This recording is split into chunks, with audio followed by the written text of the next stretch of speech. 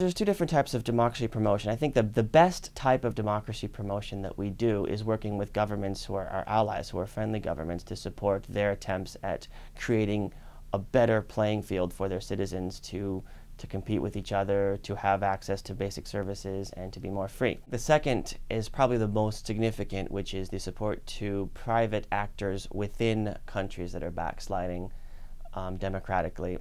For example, political parties, unions, civil society organizations, the free press, in order to help deliver to them the tools necessary to continue to promote their cause.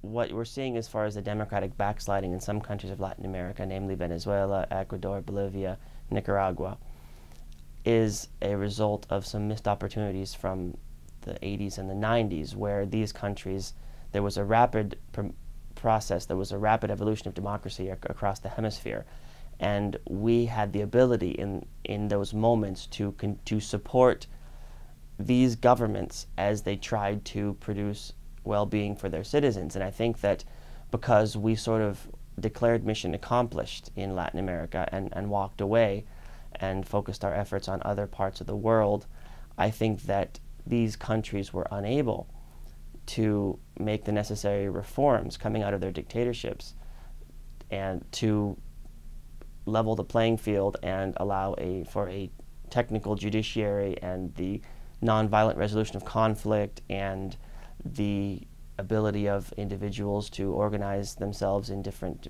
be it civil society or to register companies. And I think that what you saw was that in the region, a dramatic difference expands between those who have and those who have not.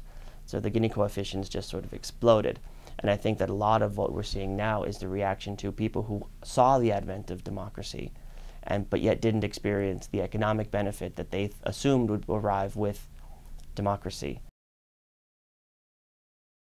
Engaging in democracy promotion is a risky activity and has gotten us as a government in trouble on various occasions. The risks are that the organizations with whom we work are accused of being the agents of a foreign power, and this happens all over the world. There's significant risk to our diplomatic community. We've had expulsions, we've been targeted for physical actions.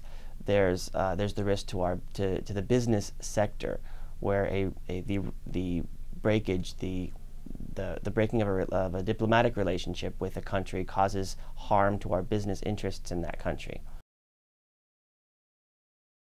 For the business community, the most important aspect is these institutions that have been set in place to advance our mutually agreed upon goals. For example, protecting the environment.